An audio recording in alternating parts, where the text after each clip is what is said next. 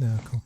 So on the podcast, I love to share people's journey, partly because I love learning and meeting different people, but likewise that when I was at school, I went and did engineering, but I didn't really know what it was. And then my uncle had a business, but I didn't really know anything about business. But the point is, what I love to do is almost go back into people's journey from school and stuff, because actually there might be people in Middlesbrough now, or Ghana, or Ukraine, or wherever, that kind of is interested in getting into film, say, and they see this and they resonate with you, and it's almost real people's journeys that actually, So what were you like at school? Oh dear. This is a really good question. I actually dropped out of school when I was 15. Okay. So yeah, my school journey was really different to other people's, to what would be the stereotypical journey. I had a bit of a rough ride, lots of ups, lots of downs, but ultimately it just didn't work for me. Being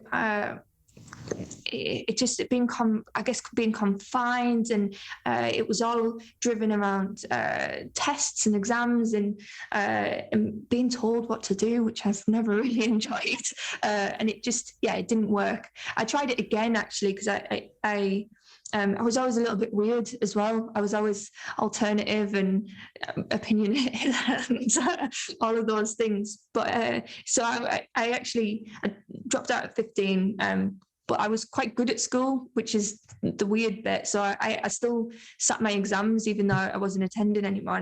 And I got good grades, so I could go straight into the Northern School of Art, and I did fine art. I dropped out. It's the same thing. It just didn't, that structure, it just didn't work for me. And then, but for instance, for anyone who's 14, 15, 16 now that isn't feeling school, what I was told was, if you don't go to uni, you're not going to amount to shit, and almost your life's over. So everything was, you were shitting yourself about your GCSEs, your A-levels, you're panicking, the pressure. It was just, but the point is, when it's fair to say you've done quite well. Thank you. But actually, so if someone who watches this that might be in that current space, I imagine it wasn't, it's easy to look back and say, oh, I'm doing really well now. But I imagine there was certain points when it was, you didn't know what was going to happen next, kind of thing. Yeah, absolutely. I didn't know I always knew that I was going to do something. I wanted to do something big. I knew that I wanted to do that. I never knew what it was, and I knew that I was really creative, but I didn't know how to apply that to my life, I suppose.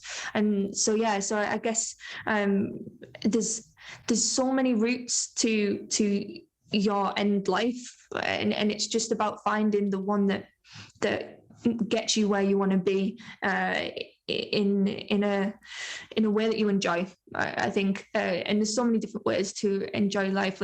You don't have to have a business. You don't have to. It's just about what you want out of life, and finding the right way to get that. And I was floating around for a little bit, not really understanding what it was that I was going to do and what I wanted to do, but eventually I got to a space where I just realized that I wasn't very happy. Like I said, dropped out of school, dropped out of college, and got a regular job, and I just was in a place in my life, and I was like, what am I doing? You get one try, one go, and I'm wasting it. And that was the moment that everything changed, and Lou and myself bought a one-way ticket to the other side of the planet and started Wonder Films. So yeah. Because I've read the article in Northeast Times. It was about you, and I was going to segue onto the travel thing. So you're good at this. It's really But so would you like to tell people almost how you came up with the business, where the name comes from, and how you almost got started? Yeah, of course. So Wonder Films came from wandering, right? Wanderlust.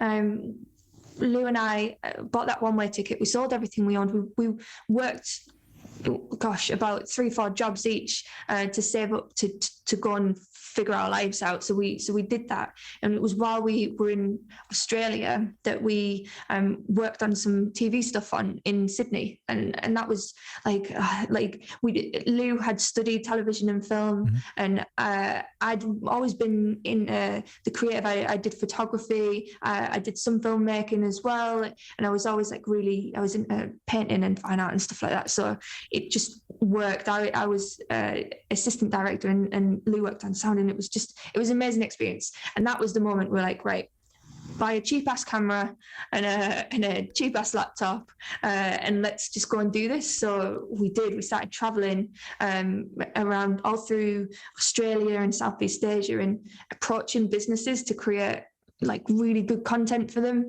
And sometimes we would just do like a service swap, and when we started to get paid for it, and that was really cool. And then we managed to save up quite a good chunk from doing that, and we got to the point where we were like, we could do this forever. Like it's amazing. Like what a life. But it's not like we really wanted to grow it. We really wanted to do something like really special. We wanted to see how far we could take this thing, so we came back home at Teesside and ploughed everything into Growing Wonder. So yeah, which was scary. It's a class story though, because it's that balance of like the bravery to.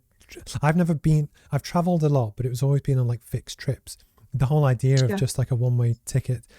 I remember at uni I was like, oh, I'd love to do that, and it's just, but I really admire that, and it's almost the spirit that, fuck it, I'm going to try it. If it works, great. If it doesn't, well, you've got nothing to lose.